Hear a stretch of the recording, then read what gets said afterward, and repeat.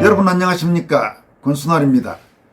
중앙선관위 공무원 출신인 배명수 도시산업개발 대표는 선관위 문제가 본격적으로 불거지기 전부터 선관위의 구조적 문제점을 여러 차례 지적했습니다. 이 같은 배명수 대표의 지적은 그동안 선관위의 문제점에 대해 문제의식을 가졌던 인사들에게 선관위 내부가 상당히 심각한 문제가 있음을 일깨워주는 데 큰 역할을 했습니다. 실제로 권순환TV도 아마 그동안 오랫동안 시청해 오신 분들은 아시겠지만 선관위의 구조적 문제가 외부로 알려지기 전에 몇 차례에 걸쳐서 배명수 대표의 지적을 보도함으로써 이 문제를 주시할 필요가 있다는 점을 강조한 바가 있습니다. 배명수 대표는 최근 자신의 SNS 글을 통해서 선관위가 다른 공무원 조직에 비해 얼마나 인사상 특혜를 받고 있는지를 낱낱이 지적했습니다. 그러면서 우리 모두 감사원을 응원하고 끝까지 선관위를 주시하자고 촉구했습니다. 배 대표는 먼저 자신이 근무할 당시 선관위는 승진이 그야말로 초스피드였다고 밝혔습니다.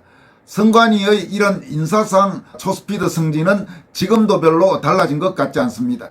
가령 최근 자녀 특혜 채용 문제로 물러난 광주 출신의 박찬진 사무총장 장관급 같은 경우 문재인 정권 출범 후 거의 매년 승진을 해서 장관급으로 승진한 파격적 승진을 했다고 알려지고 있습니다. 박찬진 사무총장 같은 경우는 행정고시 출신도 아닌 것으로 전해지고 있습니다. 7급 공무원 출신인지 9급 공무원 출신인지는 알 수 없지만 어쨌든 행시도 하지 않은 공무원이 장관급까지 초고속 승진한 것이 바로 박찬진 전 선관위 사무총장입니다. 배명수 대표는 자신은 7급 공채로 들어가서 6년 만에 5급 사무관을 달고 30대 초반에 사업이 하고 싶어 퇴직했는데 그런데 선관위에 들어가 보니 자신은 약과였다고 말합니다. 20대 후반 나이에 5급이 있었는데 그는 고교 졸업 후 군 면제로 9급으로 들어와 8년 만에 5급을 달았고 야간대학을 나와 고등학교 여선생과 결혼했다고 말했습니다. 그러니까 지금 고등학교를 졸업하고 군대를 가지 않은 사람이 9급 공무원으로 들어가서 8년 만에 5급 사무관이 됐다는 겁니다. 공무원을 해보신 분이나 혹은 공무원 조직을 아는 분들은 이런 승진이 도저히 상상도 하기 어려운 그 초고속 승진이라는 점을 아마 알고 계실 겁니다. 9급 공무원으로 들어와서 8년 만에 5급 사무관이 된다. 도저히 있을 수 없는 이야기입니다. 저도 오랫동안 정부 부처를 출입하면서 공무원 조직을 꽤 아는 그런 처지입니다만은 도저히 보통 정부 부처에서는 상상도 하기 어려운 초고속 승진입니다. 배명수 대표는 이어서 공무원의 꿈은 승진이다. 선관위는 장관급만 2명이고 타 부처에 서너 명뿐인 1급 관리관이 선관위에는 20여 명에 이른다라고 말했습니다. 여기에서 배명수 대표가 선관위가 장관급만 2명이라고 한 것은 상근직인 선관위 상임위원과 선관위 사무총장을 지칭합니다마는 거기다가 비상근이긴 하지만 선관위원장, 대법관이 겸직하는 선관위원장은 장관급 이상입니다. 거의 총리급의 예우를 받고 있는 중앙선관위원장까지 포함하면 장관급 이상이 3명이 되는 겁니다. 그리고 보통 정부 부처의 서너 명인 1급 관리관, 1급이라 하면 공무원 조직을 아시는 분은 아시겠지만 차관보라든지 기획관리실장이라든지 이런 고위직입니다. 보통 정부 부처에 한 서너 명 정도 있죠. 그런데 선관위에는 20여 명에 이른다고 배명수 대표는 전하고 있습니다. 또 이사관과 부이사관인 이상급은 타 부처에선 하늘같이 높은 직급이나 선관위는 그냥 중간 간부 수준이라고 말하고 있습니다. 더구나 선관위는 행시 출신 공무원이 다른 중앙정부 부처에 비해 현저히 적은 그 정부 부처라고 합니다. 그러니까 대체로 대부분의 공무원이 7급 또는 9급 공무원으로 들어와서 근무를 하는데 고위직은 다른 부처와는 비교할 수 없을 정도로 많다는 겁니다. 그는 또 행정고시에 합격해도 3급까지 올라가면 거의 정년퇴직인데 선관위는 9급으로 들어와도 등신만 아니면 상급은 따놓은 당상이다라면서 그러니 타부처 공무원은 선관위에 결혼이 생기면 전입하려고 혈안이다. 그러나 백이 있어야 한다. 제일 큰 백은 당연히 선관위에 있는 친인척이라면서 경력 채용의 선관위 직원의 연줄은 선관위의 관례였다라고 말하고 있습니다. 그런데 바로 얼마 전에 이 고위간부 자녀 특혜 채용 의혹 문제가 불거졌을 때 선관위 고위직 그러니까 박찬진 전 사무총장 등은 뭐라고 주장했습니까? 선관위 경력 채용하는 게 뭐 그리 대단한 거 아니다. 그렇게 뭐 인기가 있는 게 아니다. 이런 식으로 말도 안 되는 소리를 했었죠. 그렇지만은 선관위에 실제 근무한 배명수 대표가 전하다시피 선관위에 결혼이 생기면 다른 부처에서는 출세도 빠른 선관위에 오려고 혈안이라는 겁니다. 그러니 선관위가 저렇게 끼리끼리 다 해먹은 겁니다. 배명수 대표는 이어서 중요한 건 특혜 채용보다 부정선거를 잡아내는 것이다. 감사원과 선관위가 감사원 감사를 놓고 싸우는데 법 해석상 감사원이 유리하다. 감사원 감사는 직무 전반에 대한 감사다. 당연히 선거 업무도 감사 대상이다. 전현희의 권익위가 나서는 건 직원 채용 문제만 들여다보고 선거 범죄에는 면죄부를 주려는 행위로 보인다라면서 철옹성 같은 선관위에 증거 없이 부정선거에 대해 수사하다간 잘못하면 역풍을 맞기 쉽다. 그래서 감사원이 선거 부정을 찾아내 검찰에 고발하는 수순으로 가려고 하는 것 같다면서 우리 모두 감사원을 응원하고 끝까지 선관위를 주시하자. 문재인이 퇴임 후에도 저리도 오만방자한 건 선거가 오염되어 있기 때문이라고 역설했습니다. 선관위 공무원 출신인 배명수 대표는 그동안 여러 차례에 걸쳐서 선관위 공무원들의 인적 구성을 전수조사해서 공개할 것을 촉구한 바가 있습니다.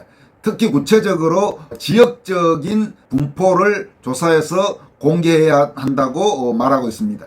이 같은 배명수 대표의 문제의식은 최근 들어서 특히 김대중 노무현 정권 이후 지난 1, 20년간 선관위 공무원 인적 구성에서 특정 지역, 구체적으로 호남 지역 출신 공무원들이 인구 구성에 비해서 현저히 높다는 이야기를 선관위의 현직 공무원들로부터 전해 들었기 때문인 것으로 보입니다.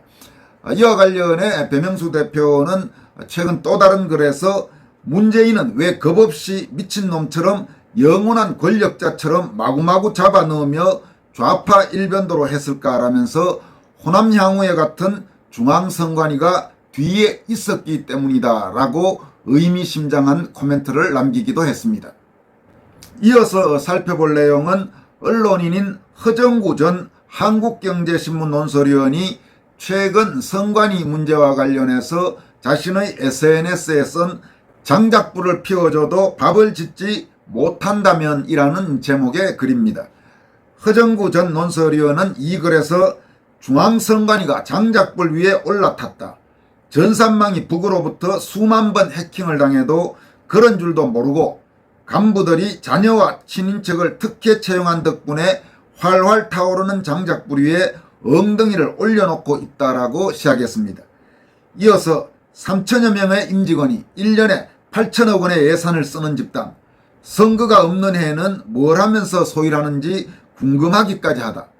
이 돈이 모두 국민이 낸 세금일진데 헌법상 독립된 기관이 뭐니 하면서 국정원의 전산망 보안 점검과 감사원의 직무감사를 못 받겠다니 하면서 온갖 목리를 부리고 있다면서 참으로 간 큰 집단이다.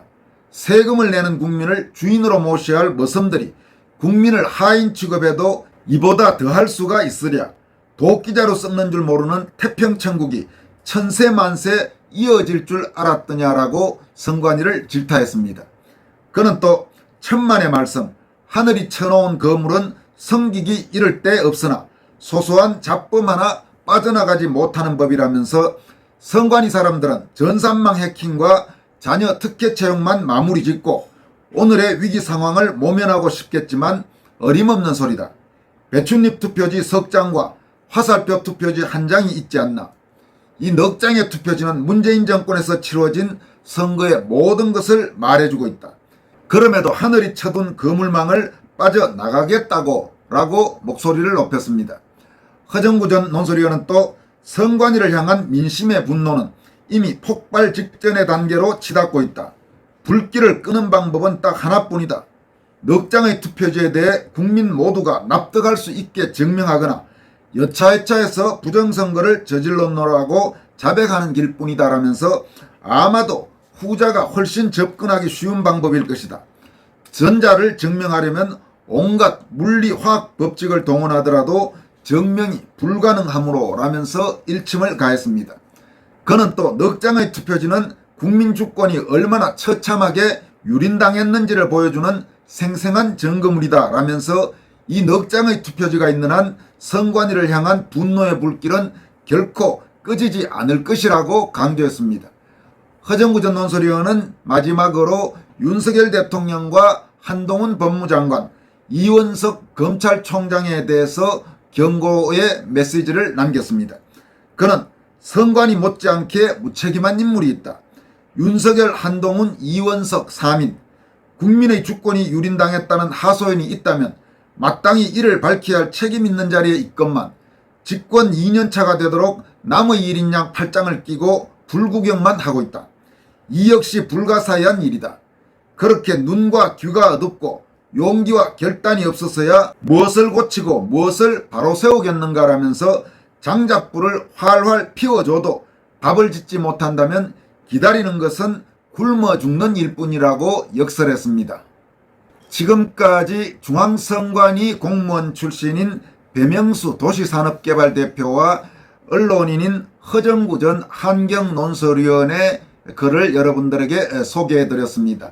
상당히 가슴에 와 닿는 부분이 많을 겁니다. 특히 윤석열 대통령을 비롯한 현 정부 고위 인사들과 집권 여당인 국민의힘은 이 두 분의 경고를 아주 마음에 새겨두고 행동했으면 하는 생각이 듭니다. 여기까지 하겠습니다. 고맙습니다.